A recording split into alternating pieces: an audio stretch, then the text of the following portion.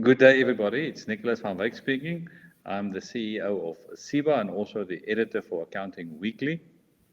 Today I have with me my guest, Brian Kazungu, author and business developer. I'll explain now how I met Brian and engaged with him to be on this podcast today. But before I hand over to Brian, a little bit about Accounting Weekly. Accounting Weekly is the publication of the Chartered Institute for Business Accountants. It's a publication dedicated to accountants in practice and tax practitioners, providing services to the public. We assist with various tools and guidelines to enable the accountant in practice to better service his clients, covering compilation engagements, various tax issues, e-filing issues experienced by tax practitioners and the like. We learn and get ideas from practitioners. They might be struggling with a particular issue that's provided to us. We investigate it with our experts, and then we present solutions to the broader accounting practitioner market in South Africa and Namibia. I'm also the CEO of the Chartered Institute of Business Accountants. I've started my stint back in 2013. SIBA itself started in 1987. The 80s was a very interesting period within the accounting profession, with most of the professional bodies that we see today starting in one way or another in the 1980s, and I think it had to do with the Close Corporation Act, which for many years was the first alternative to company law. And that's what we see each time there's a new piece of legislation, whether it's a Tax Administration Act or some change, then it creates opportunities for professionals and professional bodies. And hence, SIBA is a professional body with designations covering from bookkeepers to financial administrators, general accountants, financial managers and chief financial officers, and then obviously also accountants in practice and tax practitioners. So it's quite a wide array of things that we cover at SIBA. You're welcome to go to our website, it's mysiba.org, and then read a little bit more about us. Now, how did I then come to meet Brian? I wrote a blog, not a blog, a LinkedIn post. I'm just going to read it to the audience. It is something that I have been noticing, but as I read through my post, you'll see how I then connected with Brian. So here's what I wrote. At many meetings I've been to, speakers promote investing in green funds as if it's the best thing ever, saying it will definitely deliver a better return on investment. But this got me thinking, how often do people make rules or decisions based on a good story or a gut feeling, even when the facts don't really support it? It's like when someone tells you something that sounds right, so you believe it, but it might not actually be true for everyone or every situation. It's important to check if there's a real proof before believing that something will work out just because it sounds like it should. And then I made the statement, don't drive ESG based on the argument of higher returns. It's rather why we need an alternative economic model. And then I linked to an article that some academic published on LinkedIn, answering the question which we often hear, that companies that adopt green or go green and adopt green technologies perform better, when in fact the research shows differently. It's not always, and I'm not advocating for bad governance, I'm just stating a scientific fact. It's not always companies that are well governed that make better returns. I think from my environment, working within the accounting profession, and accountants work with IFRS and IFRS for SME, and then anecdotally you would hear people say, especially from the standard setters, that if companies follow IFRS, then they'll have higher returns, or if companies follow IFRS, then the country would get better foreign direct investments. But if you do actually the research, you see the opposite is true. It's not always the case that following a governance standard or a IFRS standard means that your country will increase its GDP, because there's a lot of other factors involved that you need to consider. So it's a complex scenario, complex situation. And then Brian responded by saying he broadly agreed with the concept or the idea I'm sharing, And then he wrote, there is a great need for the development and adoption of decision tools that helps in such scenarios. For example, in the article below, I highlight the importance of what I call the smart decision toolkit, which helps under these circumstances. And he linked, and I'm happy that he shared with it. It's actually a publication in medium.com. And the article was entitled, If You Are a Smart Thinker, Let's Build the Doctor Congruence Platform Together. And that is, how do you make decisions in a complex scenario and making sure you consider everything and then make the most efficient decision.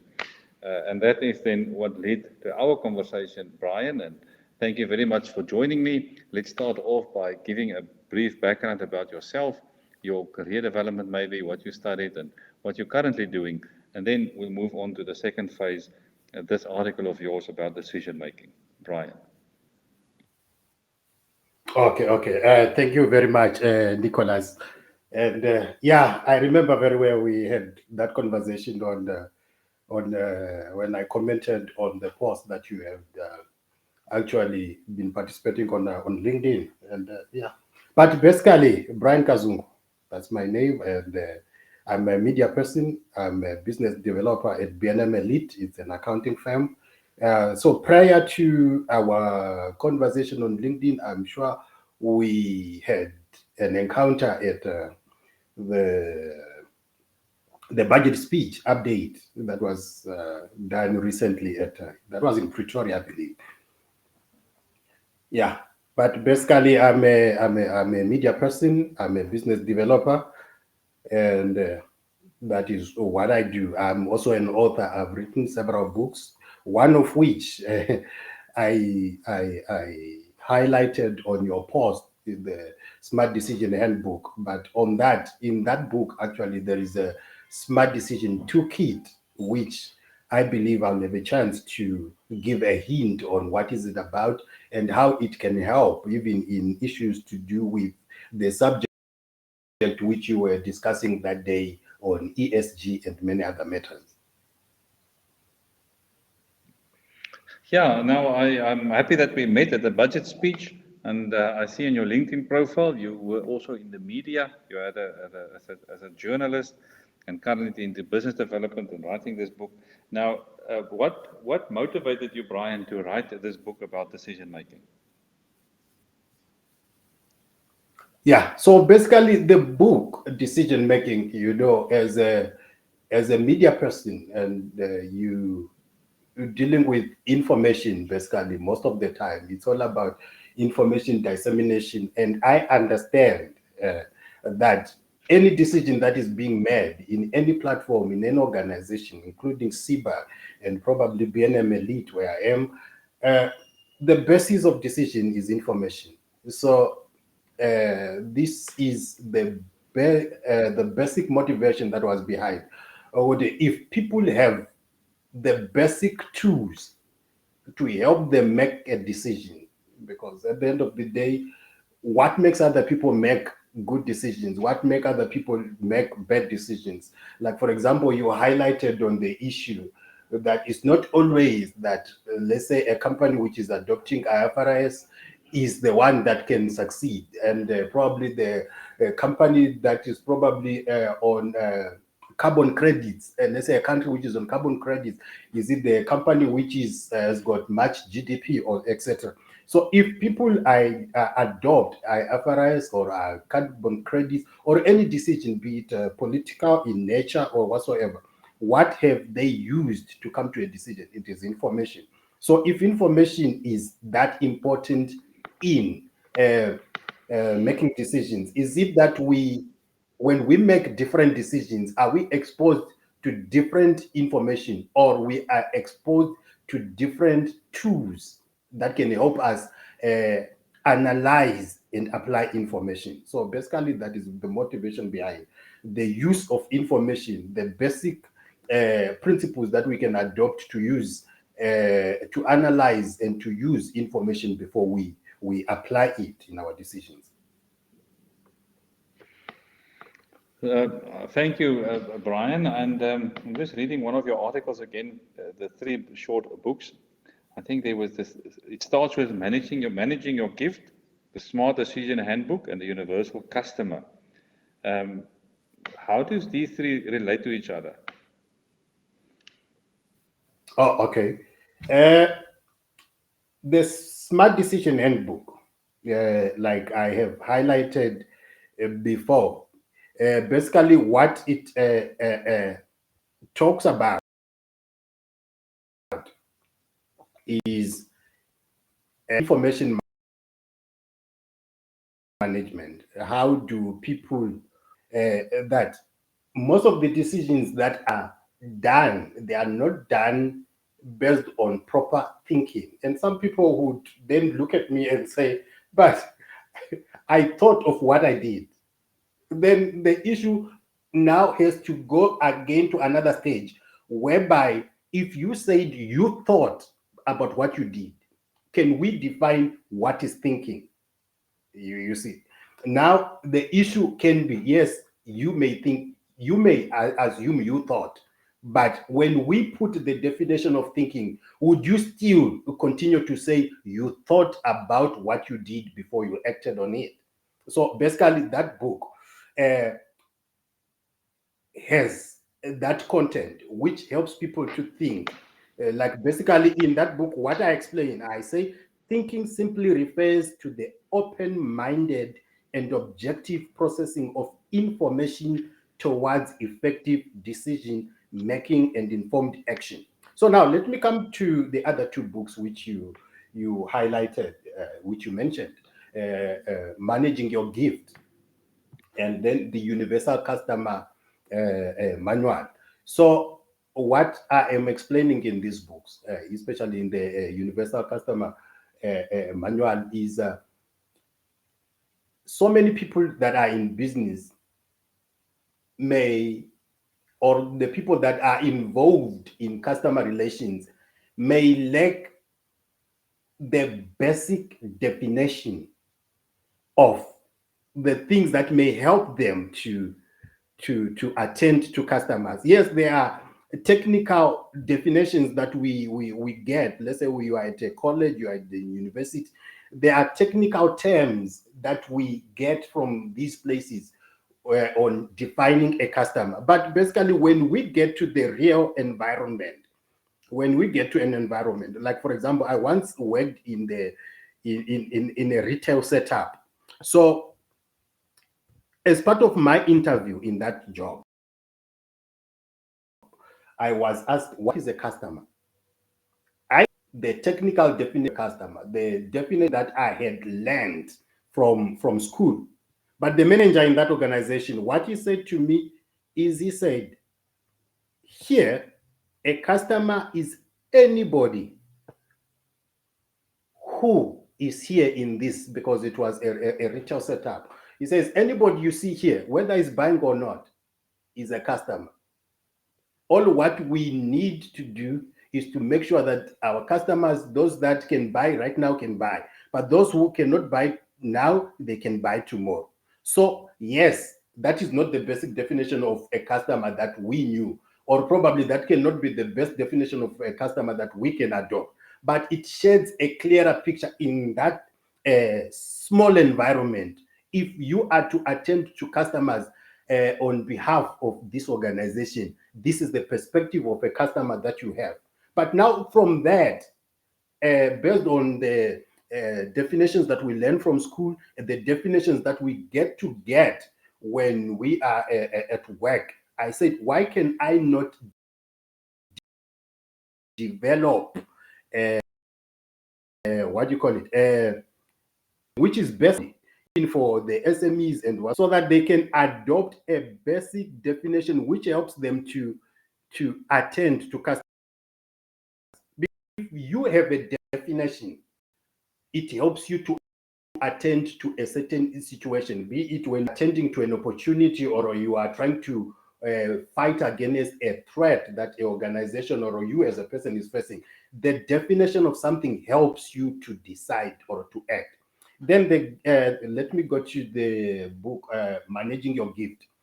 In that book, basically what I'm saying is we are gifted differently. And, as people, somehow can be, let's say, the president of a country, and then you are not fulfilled as an individual, or you can be in a certain organization or in a certain environment, and yet you are still not fulfilled. You still believe that there's something missing, man. I don't know. I just don't understand what is it that I don't have, even if I seem to have the things that traditionally everybody may like to have. I may have this car, I may have this house, I may have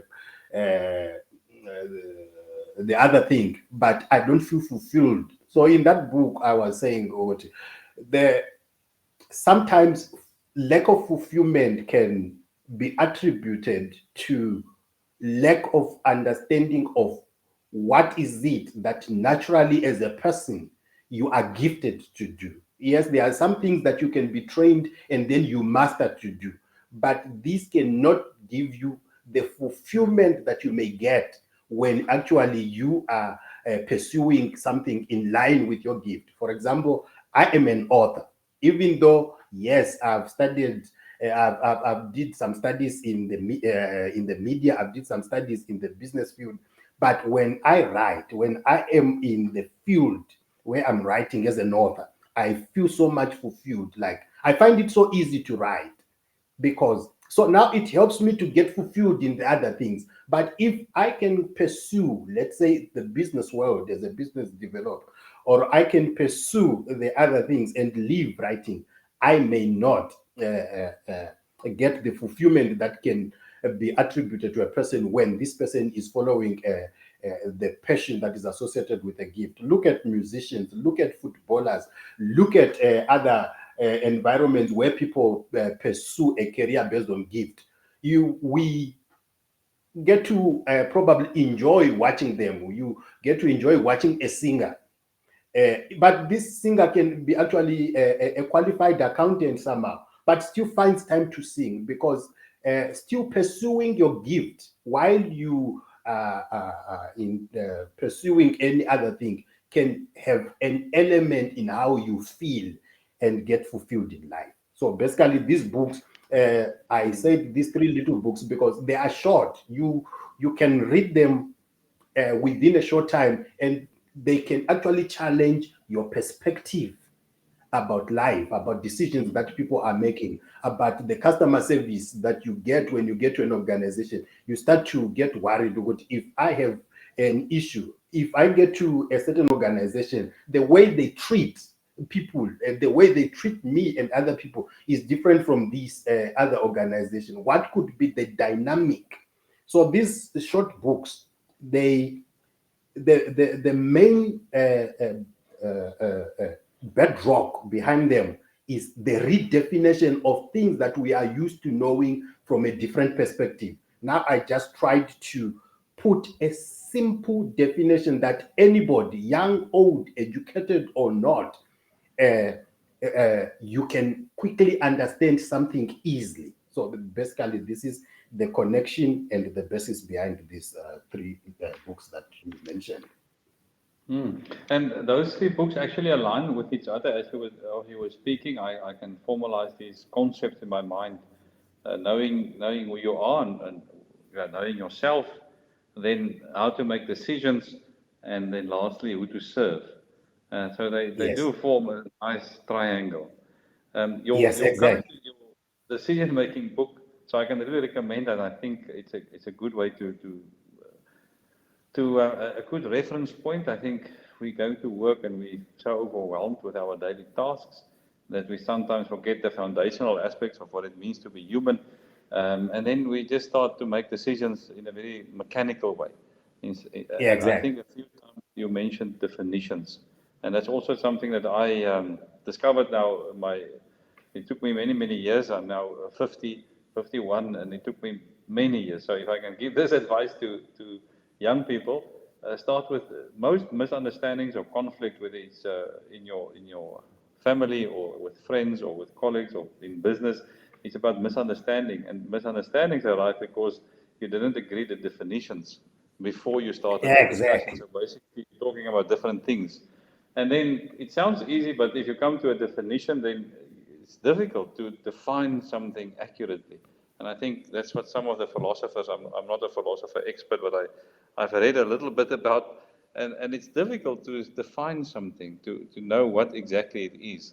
And you first have to understand that, and then you can start making better decisions. But it's difficult in a fast-moving business environment. So I'm just reading your article again. I think it's a summary or explanation of the Smart Decision Handbook. I think we'll talk now about how people can obtain this. Maybe they can just contact you on LinkedIn. It's Brian Kazungu, Kazungu. In that article, you highlight 10, I'm just going to read here.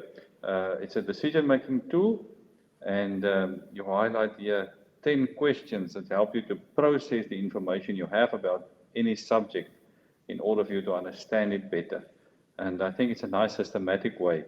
I don't know whether you still have those 10 things with you. Maybe I can read them. But if you can, maybe just discuss those 10 steps that a person can take in for better decision making. Okay. No problem. We can do that. Yeah, on my side, I have the same content as well. All right. So it starts with you said number one is, what is the thing? Who is this person? Okay. So now, what I when I came to this conclusion, I based these 10 questions on what I termed as a fundamental congruence checklist. By fundamental, I draw to the point that the basics. For example, when you were mentioning, sometimes when we have a problem that we want to solve, or when we have a disagreement, the issue is probably when we boil down to the definition, we may find that we were discussing about something different. That is why I never understood you and you never understood me. But when we start to discuss on something which we now have a common understanding, we start now to have points that align to that issue. So that is why I said these 10 points are based on what I said is a fundamental congruence checklist. A fundamental congruence checklist, whereby the fundamentals of everything needs to be there before you decide.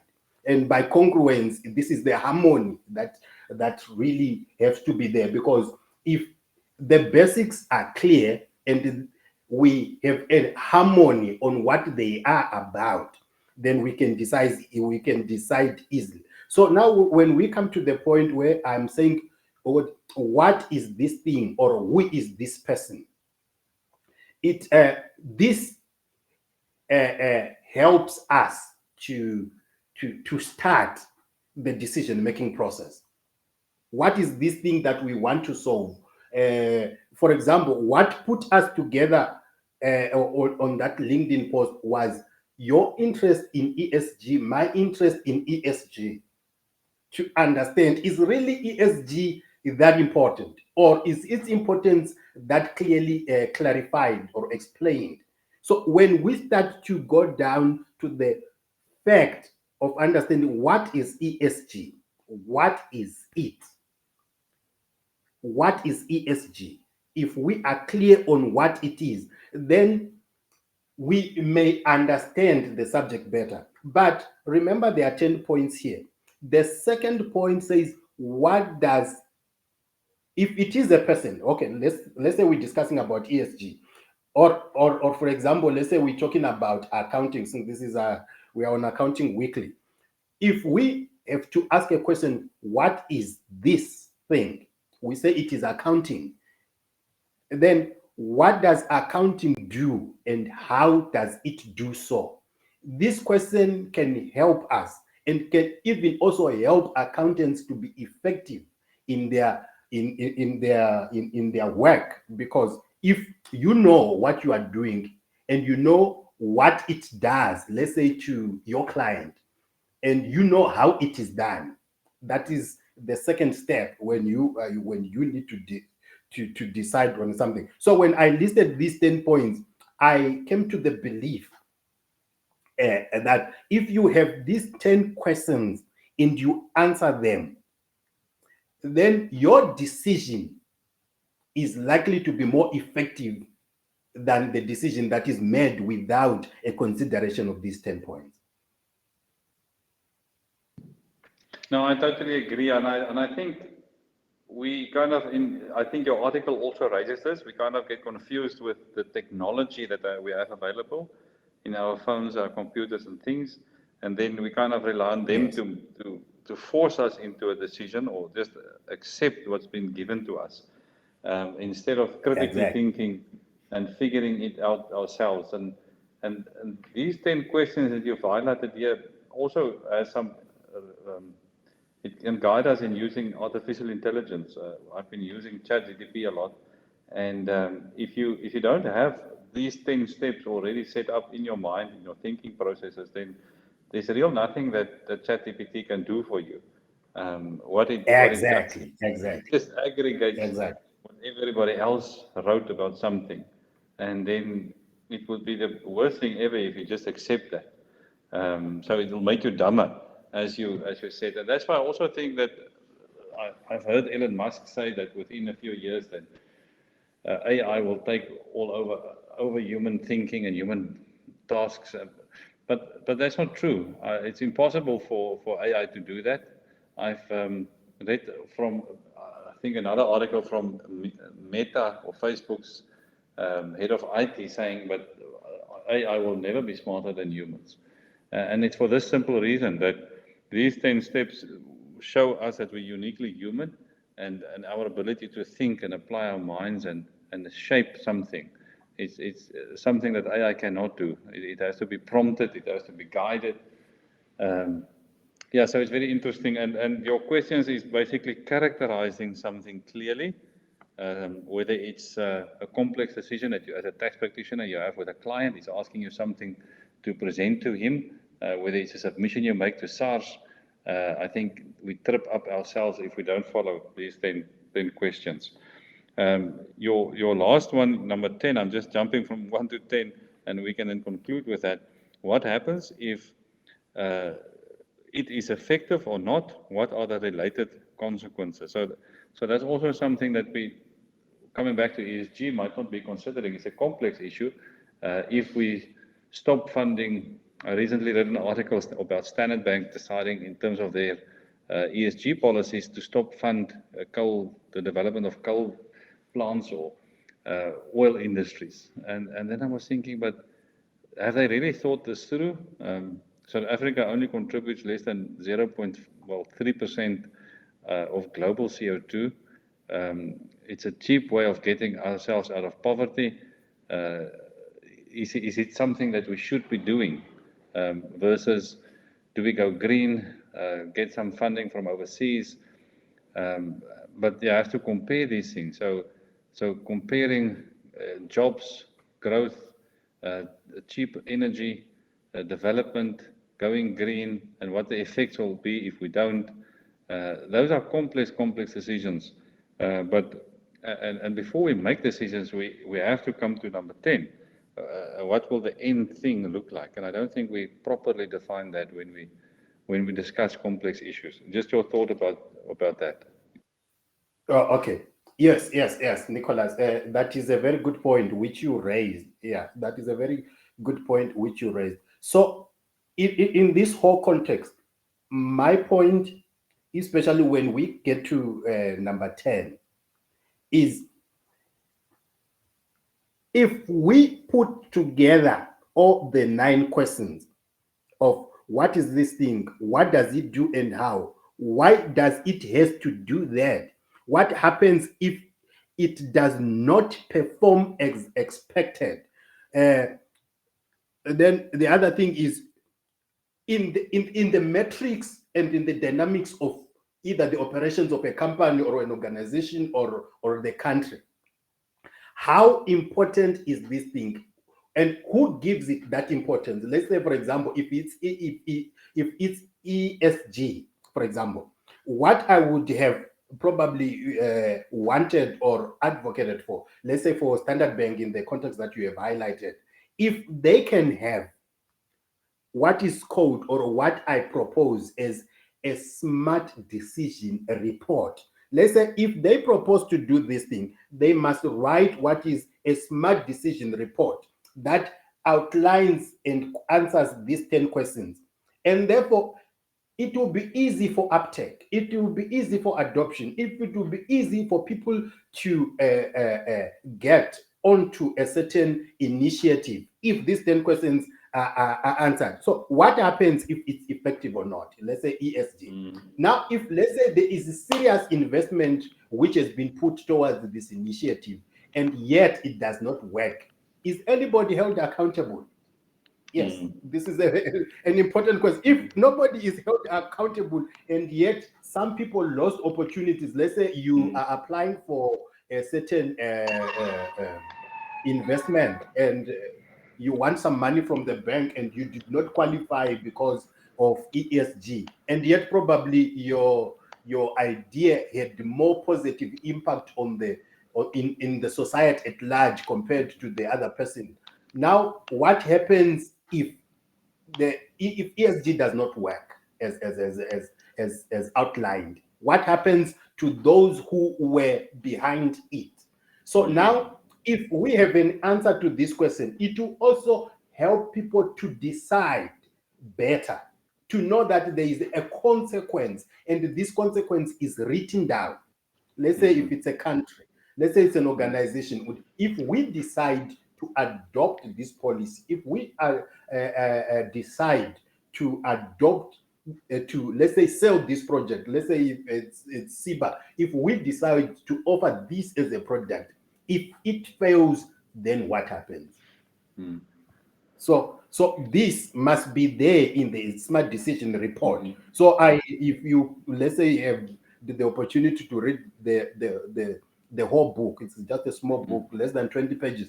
But if you read it, you will start to see that most of the decisions that people adopt and which do not have the expected results, those things were adopted because the question of what happens if it is not effective was not answered. Because if you knew that if I adopt this and it does not become effective, you will think through, are there no alternative routes that I could have taken earlier on?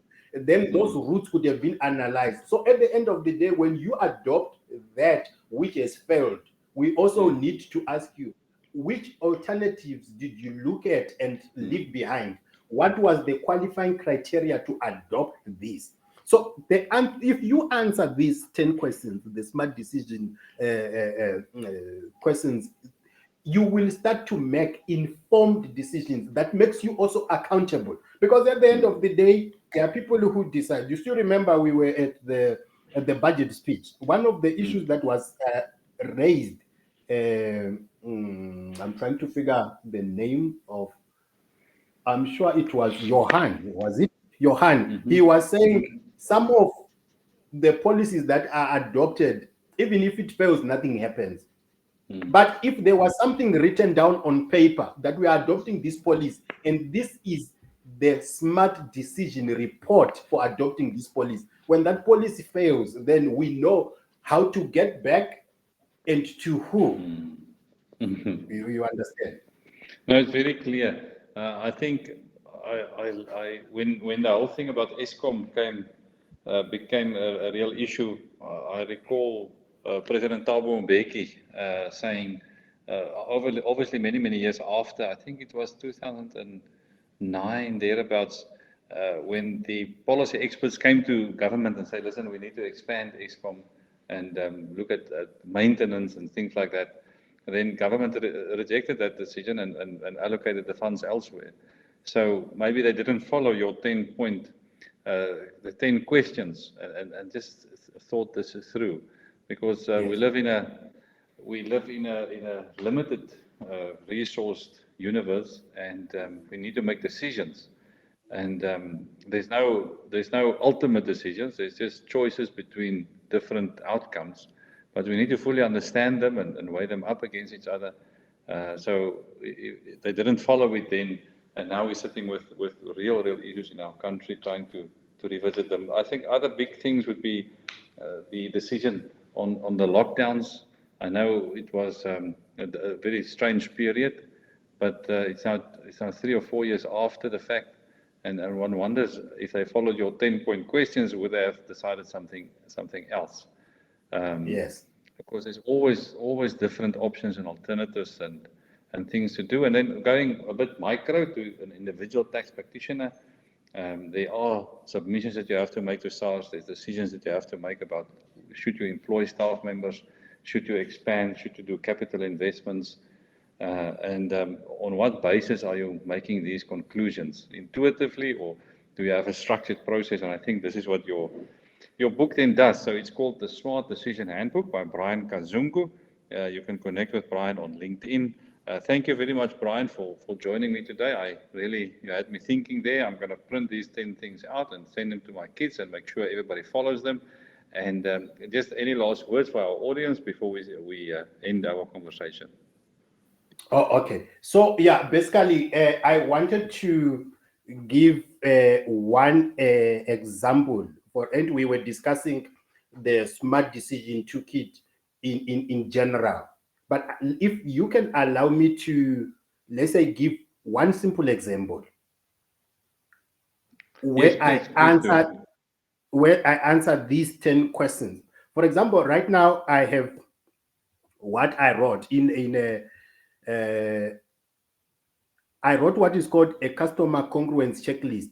Now in this, let's say I am required by a certain organization, let's say ESCOM or any other company, to say, you talk a lot about customer service. Can you come and train our people about customer service? Or can you come and train our customer service department heads on customer service? So the basic things that I will have to help them understand is, one, what is a customer? And I will answer that as a customer is any person or organization with the desire and or means to buy your products or service towards the satisfaction of their own needs and wants. That is on what is that thing. You remember the questions that you were asking me. So that will be now we are giving, let's say, a perspective to these 10 questions. In this case, the issue is a customer. Let's say we are talking about a customer service. So what is a customer? Then number two, I go and say, what does a customer do and how? I would say a customer buys your products and services or supports your cause through the use of an agreed medium of exchange in a conducive environment. Number three, I would ask, okay, so if a customer is any person or organization with the desire and or means to buy your products, and does that using a certain medium of exchange, why does that customer do that? Because we need to understand something, we need to decide. So now that's when I would say a customer helps you to achieve your goals through patronage in exchange for his or her satisfaction that comes from using your product or service. For example, you are the CEO of SIBA, and you have accountants and other people as your clients in that organization. So what are you exchanging with them for their membership, for example? So now this is the point that you would need to answer, let's say when you are crafting products for your organization. Now, what happens if a customer does not do whatsoever is supposed to do in the right way? If you don't have customers, for example, you fail to accomplish your mission because of lack of revenue and cash flow. So the question 5 is, where is a customer situated in the matrix of your business operations? That is when I'll have to explain to people that a customer is the central or core feature of the mission, or is the basis of your existence as an institution. For example, the Chartered Institute of, let's say, Business Accountants, it attends to accountants, and accountants attends to business people. So at the end of the day, if these things are put forth, it probably can also even help SIBA attend to its stakeholders, including customers who may be accountants and other stakeholders who are the government and policy makers and etc. So where is the customer situated in the matrix of your business? This is what I explained. Is a central or a core feature of the mission, or is the basis of your existence as an institution? So now the question 6 is, why does a customer occupy such a position? If I have described the customer as occupying a central or core feature, or as the basis of existence of an institution, why is it like that?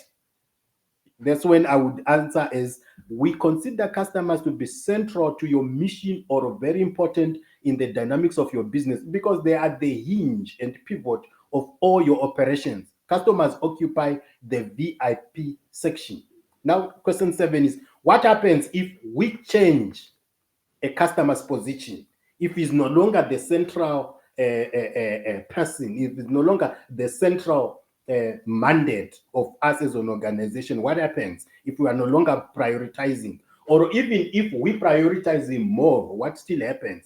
I say, as an answer to that, I say, when a customer is no longer the central or focal point of your institution, you will lose patronage, revenue, and relevance.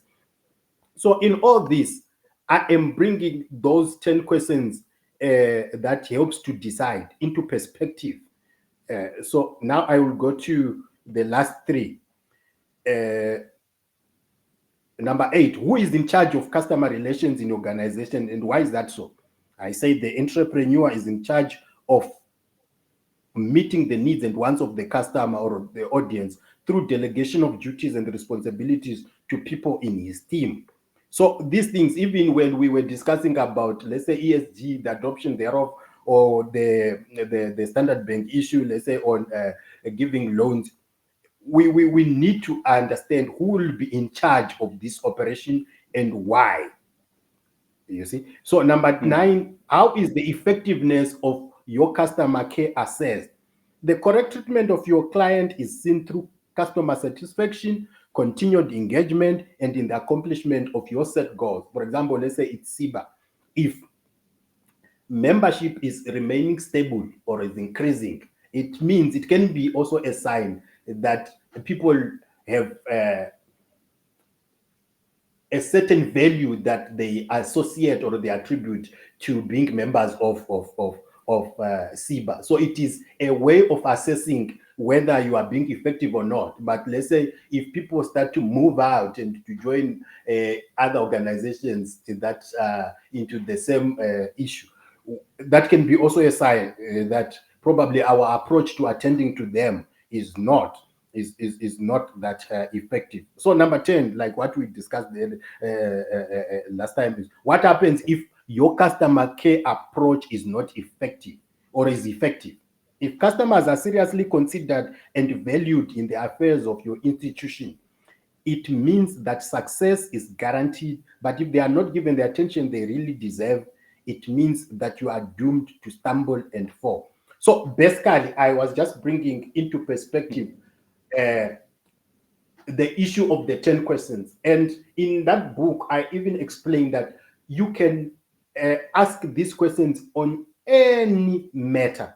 That is why in the article that you also quoted, an article that I wrote, which, if you are smart, let us build this thing together. This is where now I was saying, it cannot only be me describing, coming up with a topic and answering these 10 questions. You, as Nicolaas, you can do that. SIBA as an organization can do that. The government can do that. An organization can do that. A school can do that. But what if we populate together these 10 answers to these 10 questions on any subject and build a database which somebody can now go to check? Because obviously some answers that I can have on a same subject may not be the best, but there's somebody who's going to answer, let's say, the questions about the customer better than me. This person must be afforded a chance that if now as a school, let's say an institution, a university, is crafting a curriculum. They need now a big database where they can draw thoughts, because at the end of the day, institutions of higher learning are actually training people on other people's thoughts and how effective they can be if adopted. So now this is the issue that I was rating I was bringing when I was talking about people now coming together. Nicolaas coming with his subject and answering 10 questions. Brian doing the same. SIBA as an organization doing the same. SARS, let's say it wants to tell us about tax. What is tax? What is income tax? Why is it like that? Who is in charge of it? If SARS can also come up with 10 questions like those, let's say if they are trying to bring a certain tax, let there be a decision report, a smart decision report, which everybody can see and probably given a chance to challenge. So basically, in summary, that is what I can say. Let us as people try to adopt smart decision tools. This is a smart decision tool that anybody anywhere can adopt at their own time. But probably because I came up with it, I wrote it, there's somebody who may say, hey, Brian, probably it's an organization. Can you come and help us to draft a smart decision report on this matter? Or it can be an individual. Brian, can you come and help me to draft a smart decision report on this subject?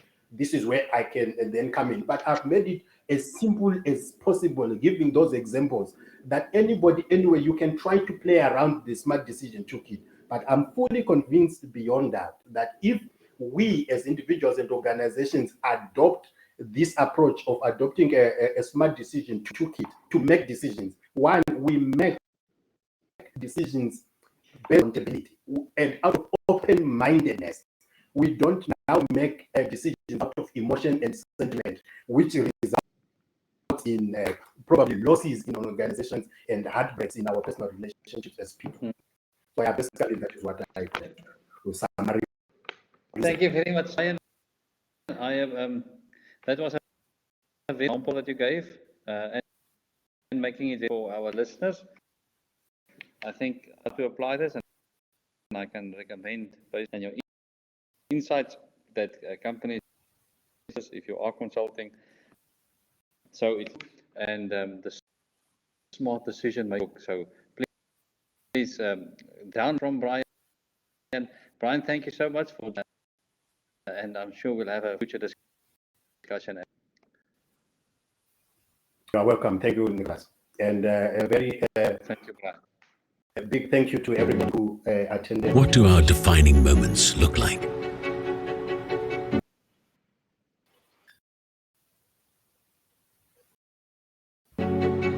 What do our defining moments look like? Just like this moment right now. They look like pride after achieving that long sought-after goal. All the small victories along the way that didn't feel momentous until we saw them in the rearview mirror.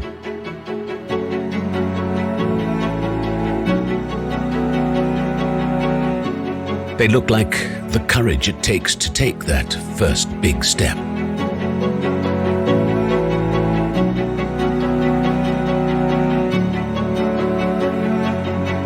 All the times we fail and rise again.